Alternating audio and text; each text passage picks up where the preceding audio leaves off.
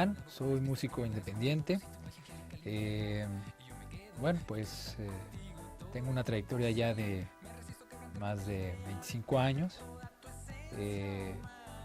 Fundé Los de Abajo en 1992, con ellos estuve 15 años, fui vocalista de este grupo, grabé 5 discos en estudio, 1 en vivo, 6 en total. Y a partir del 2007 me hice solista y llevo pues ahora ya casi 8 años como solista haciendo mi música. Bueno, el último disco que saqué se llama Cantante Solitario.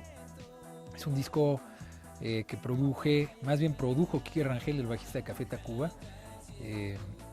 Es un EP, es un disco corto. Y pues bueno, ya salió el año pasado. Es un disco que ya tiene un año de vida, justo casi un año, va a cumplir un año.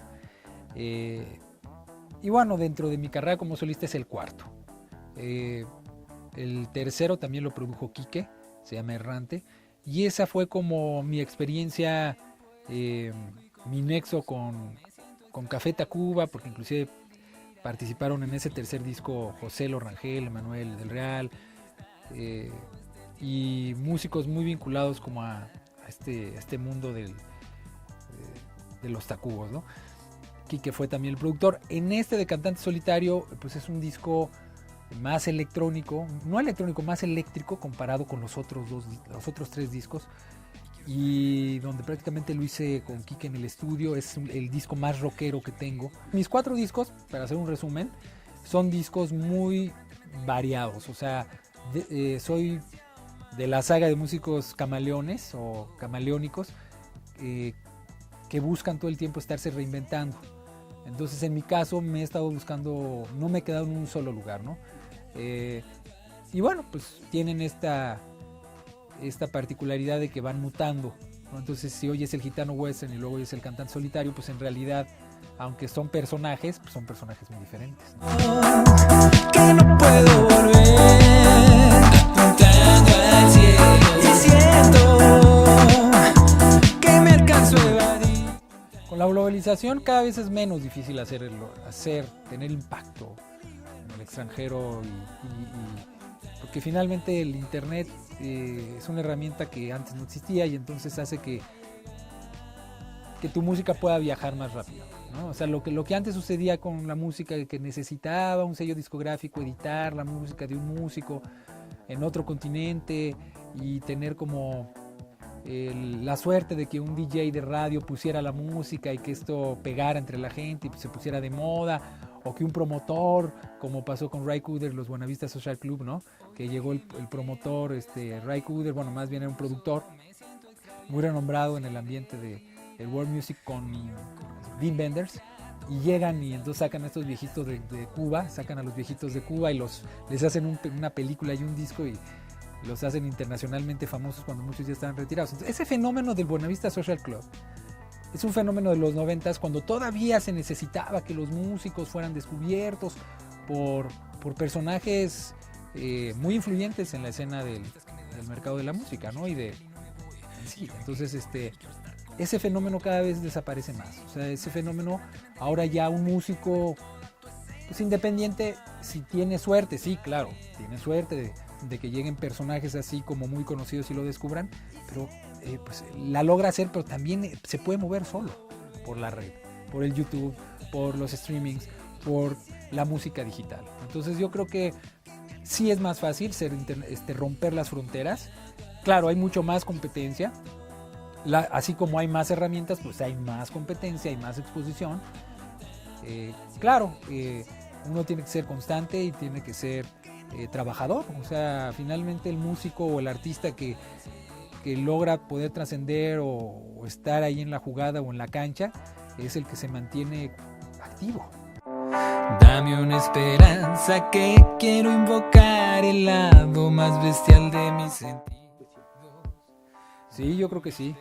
El gremio de la música en México siempre ha estado en constante cambio, y obviamente para mala suerte el músico mucho tiempo estuvo como en un lugar no tan protegido, ¿no? O sea, es decir, los sindicatos de música pues, no son tampoco tan viejos, ya tienen más de 30 años, 40 años, En el caso del rock, el rock no entraba tanto en ese ámbito. Los que estaban más agremiados, más protegidos por el sindicato de músicos, pues eran los músicos que tocaban música tropical, ¿no? Que tocaban en las grandes orquestas, en las grandes bandas. O sea, al final el rock nunca estuvo tan agremiado institucionalmente y nunca lo estaba. Creo que también por su naturaleza rebelde el rock no se agremia, ¿no? Los rockeros no van a ser un sindicato de rockeros independientes. Y yo creo que sí, los músicos tienen su nicho laboral, ¿no? Tenemos nuestro nicho laboral en estudios de grabación, en festivales que ya llevan muchos años haciéndose, en clubs, en foros culturales que no son los típicos antros donde vas a divertir gente, ¿no? Sino entretenimiento, sino son lugares culturales donde vas a exponer tu propuesta. Entonces yo creo que por eso digo, no solo son los músicos, ¿no? También son los promotores, son las gentes que abren los foros, son los periodistas, son las gentes que tienen sus blogs, son las gentes que tienen sus programas de radio. Es toda una... Le podemos llamar industria o le podemos llamar escena, ¿no? Como queramos, pero es una escena independiente viva. Y yo creo que al final esa escena autogestivamente se defiende, ¿no?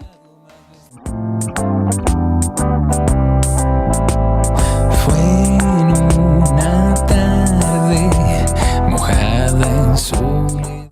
Sí, yo creo que sí hay música buena y hay música mala, siempre. Y creo que eso lo define el público, lo define el gusto popular, por un lado, y los críticos y los mismos músicos. O sea, la música, yo creo que puedo poner en la mejor forma de valorar la música, o decir cuál es buena y cuál es mala, pues es la música que perdura por los años en el gusto de la gente y en la historia, ¿no? Las canciones que siguen oyéndose, que la gente sigue cantando en la calle o en sus propias casas, o que se siguen ejecutando, pues es la música buena. La música efímera, la música desechable, la música que entra y sale, pues es música desechable, ¿no? Y no tiene que ver con que esté bien hecha y mal hecha, que hay una cuestión estética.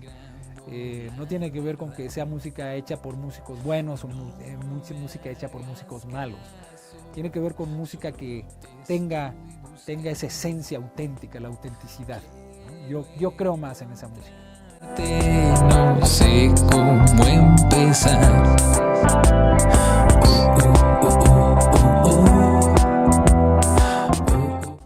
Bueno, sí funciona, porque finalmente seguimos viviendo en un sistema capitalista que se mueve a partir del capital, del dinero, ¿no? Y finalmente hay todavía muchas estaciones que pasan música en función del marketing que se genera a través de dinero, ¿no? Y de poder económico, y de un poder económico que suscitan los grandes monopolios. Los grandes monopolios que hacen los grandes conciertos y que están en los grandes medios de comunicación, ¿no? Entonces finalmente sí seguimos funcionando en una lógica de payola, ¿no?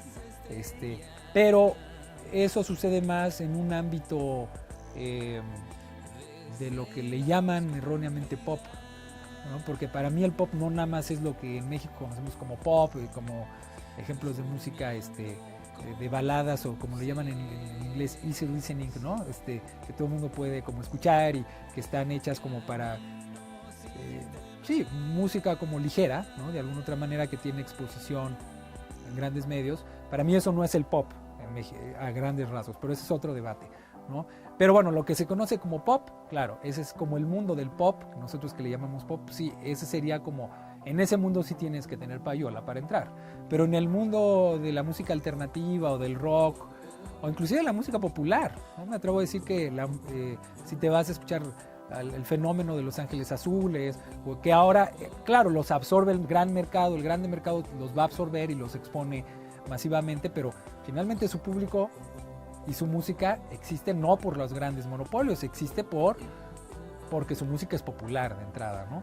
Pero por eso yo creo, José Alfredo Jiménez, Los Ángeles Azules, si hablo de fenómenos populares más actuales, Los Tigres del Norte en los 70s, música que realmente es popular en México, esa es la música realmente popular, ese es el pop real de México. Y ese pop real de México no necesita de payola. Viendo este paisaje, lucho por mirarte, quiero retenerte. Digo, en mis fantasías tocar con Lou Reed o con David Bowie, que ya se fueron. ya no viven. Pero con músicos vivos, ¿no? Me gustaría hacer cosas con Caetano Veloso, aunque conocí a David Byrne y fue un músico que tuve muy cerca y que me formó mucho, me gustaría hacer algo con él.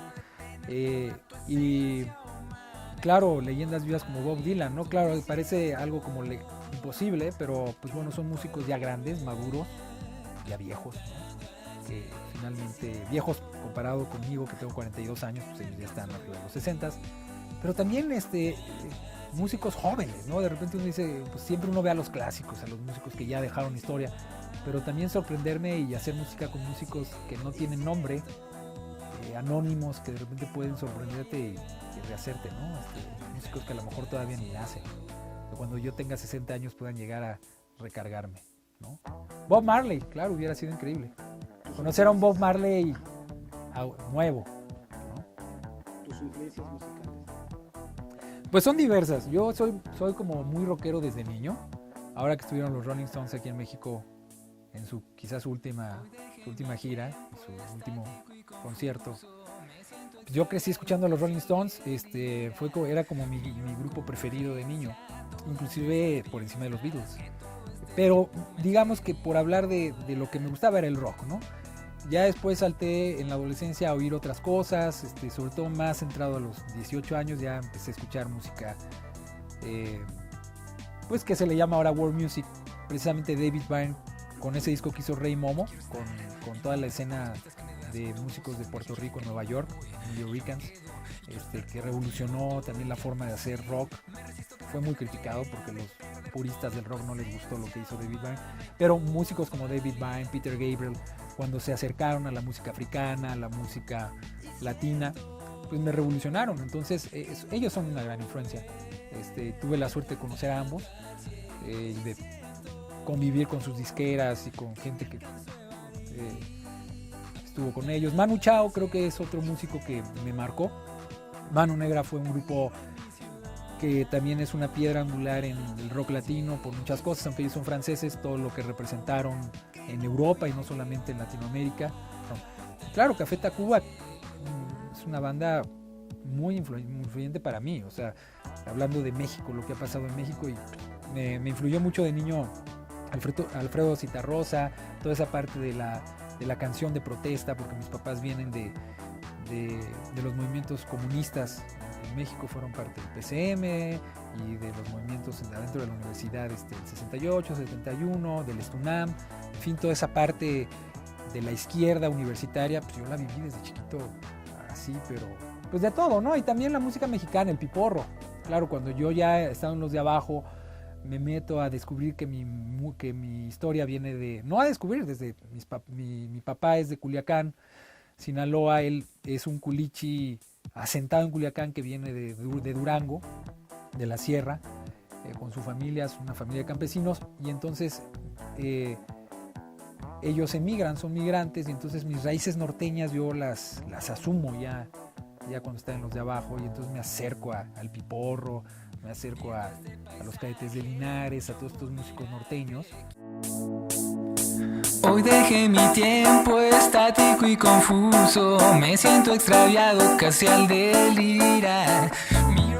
Yo creo que sí, yo creo que incluso hace unos días veía la tele y veía que otra vez en Culiacán habían prohibido los narcocorridos. Es todo un tema porque los narcocorridos han existido desde principios del siglo XX, ¿no? Se escribe de todo este fenómeno del tráfico de amapola y de la cocaína y todo esto desde corridos que son de 1900, no es nada nuevo. Y de repente se les sataniza demasiado porque se les dice que son apología a la violencia, que promueven la violencia, que promueven el consumo de drogas y promueven, enarbolan a los narcotraficantes y los ponen como héroes y los ponen como un ejemplo para la juventud. Yo creo que es debatible, es un tema debatible. El narcocorrido es un tema que tiene puede tener su parte negativa, sí, porque finalmente depende cómo están escritos, pero también tiene su valor histórico y no lo podemos tapar con un dedo. O sea, la gente escribe sobre lo que pasa y el corrido es desde la época de la Revolución Mexicana era a llevar el hecho, la noticia al otro lado, ¿no? Y era hablar de la revolución y de lo que estaba pasando en la guerra, ¿no? De eso se trata el corrido. Entonces, pues finalmente la canción también tiene esa función, decir lo que está pasando.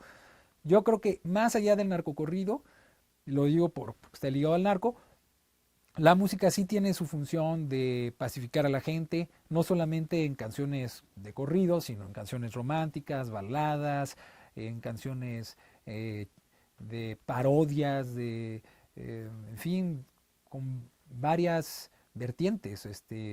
No necesariamente tiene que ser canción política, puede ser simplemente que habla de lo que la gente siente, ¿no? Entonces yo creo que la música sí tiene esa particularidad de dejar a un lado la violencia y de inclusive hermanarnos, aunque seamos un país dividido, un país en llamas por esta situación, por esta guerra contra el narco y esta situación tan difícil que vivimos, ¿no? No podemos decir que ha muerto totalmente la justicia, porque finalmente hay gente que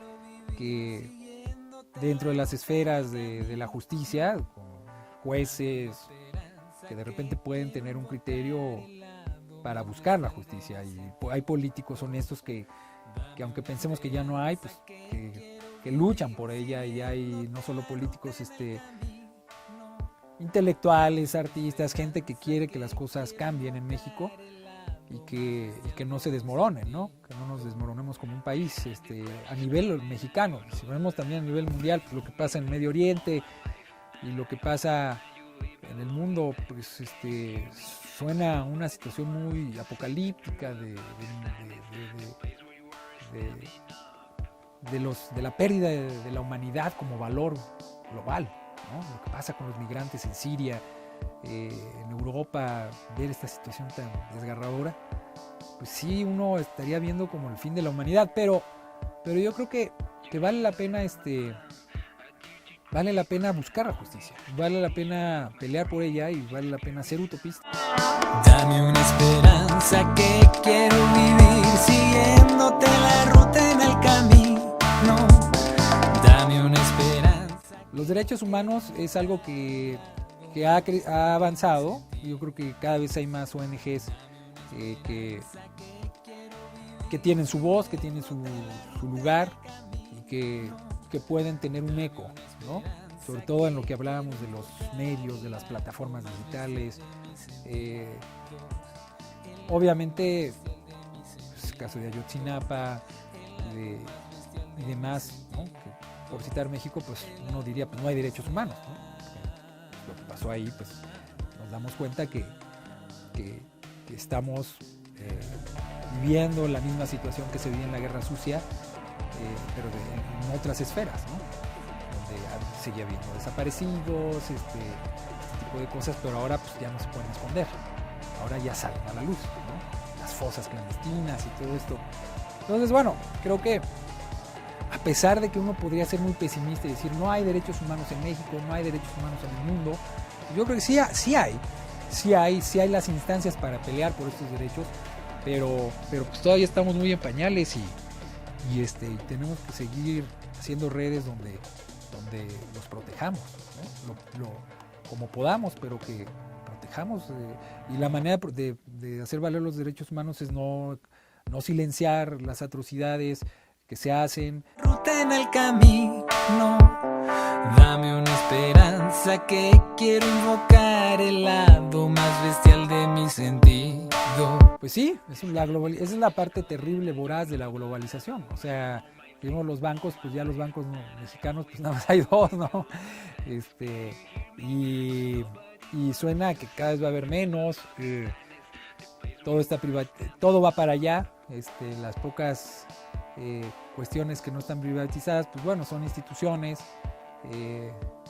y es alarmante, puede sonar muy alarmante, pero pues bueno, es algo es a lo que nos ha llevado este mundo capitalista, y donde el socialismo pues fracasó, ¿no? Aunque nos duela a la gente de izquierda, pero sí cuidar nuestro patrimonio como pueblo. Entonces sí vivimos tiempos difíciles donde cada vez pues, sí es la globalización, lo terrible de la globalización.